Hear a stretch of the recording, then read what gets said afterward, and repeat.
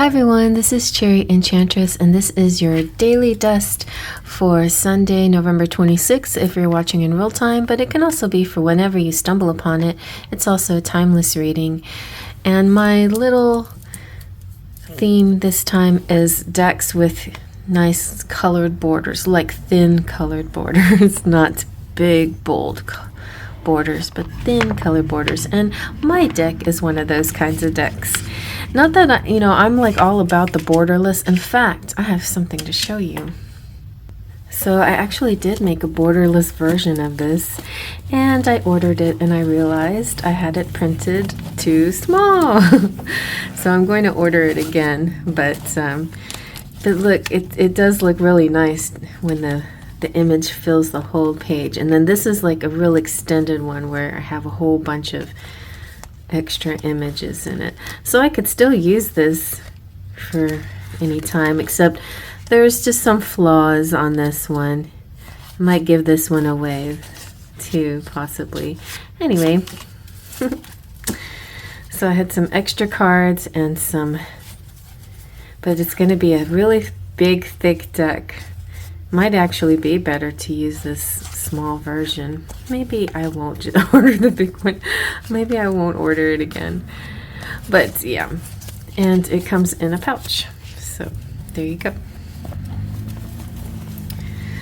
But my usual traditional enchanted romance deck comes with this beautiful purple edge. And I mainly did that so it would keep the edges from, if they fray or whatever, it wouldn't get into the drawing. And it also helps when you're designing it on makeplayingcards.com to have a bit of an edge.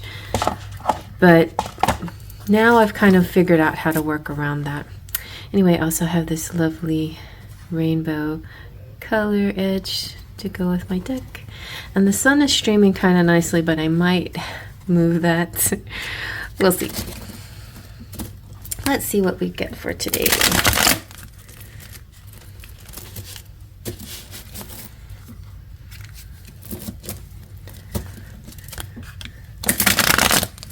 This is one of those decks that shuffles so nice. And we'll pull from the middle. Let's see what we get. Oh, I love this one. Three of Pentacles, very nice. I worked really hard on bringing out the colors in that one because the guy's green in the original image is kind of green. The guy's green. Did I say guy's green? The guy's face is kind of green in the original. Oh, okay, Four of Cups. Oh, that's very strange. We got the 3 and the 4. And the High Priestess. Okay. I'm getting it now. I'm getting the energy. Okay, I'm going to zoom on in and let you know what's coming to me. So the 3 of Pentacles is all about teamwork and progress and goals. And it's a kind of fulfillment and definitely collaboration. It's endurance and focus and mastering your craft and creating a masterpiece. And it's artistry and accomplishment, and sometimes it has to do with what you can do with a group, and sometimes it's what you do to stand out alone where other people are admiring what you do. So in the Rider-Waite-Smith, you'll have a person like designing a stained glass window or something, and there's 2 people looking on. So sometimes it could be something that you're doing for the 2 people, but it also can indicate at times working with those other 2 people that are in the image. And in my case, it's 2 people coming together to make a third thing. So a lot of times this can represent pregnancy or just a project that you're working on with somebody else and some kind of partnership. And it's very prosperous. And you're like working really well together. You're a unit and you're creating really lovely things together. So it's very odd that we have the 4 of Cups, which is, it's kind of like off-putting, not uninterested, apathy to someone. It could be that you're working with somebody here and enjoying it, and somebody tries to interrupt. Like there's one person you have your eye on, and there's another person that you don't like so much that starts to bother you or starts to talk to you. So it could be something like that. I don't know why I remember this specific conversation. There is a guy at work who now I think he's really amazing person. He was very proactive. He was very into the union and all of that. And I thought, he was going somewhere. When I first met him, it was off-putting though, because I was talking to my friend and he walks up and he just butts into the conversation and says stuff. And he was brand new to the bus barn. And I'm like, who's this guy trying to talk to us and tell us stuff? And we didn't invite him over here, This is kind of unlike, and it's funny to think that I had that experience with him, but later went on to think he was a really amazing advocate and good guy, not that I had any interest in him at all, and he was married and all of that, but so yeah, it was, but my opinion of him changed over time. But that initial first impression wasn't that good, and I think there's possibility where you could have an initial first impression with somebody that seems to come into a circle, a group that you feel proud of or you feel good in, you're connecting, but somebody's trying to also, or there's also this possibility that you connect so good with a particular person, but another person's coming in and they don't connect as well with that person. Let's say you have a crush on somebody, and you and your crush are like hanging out and feeling vibing and really doing good, and then this girl comes along. Let's just say you're a girl and a girl comes along. That's just just for example, okay?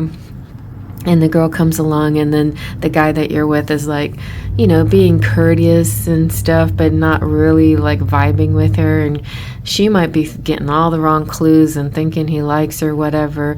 But I think it's something like that. So a lot of you get in those kind of scenarios. I know it. And I've had people come, ask me about those kinds of situations.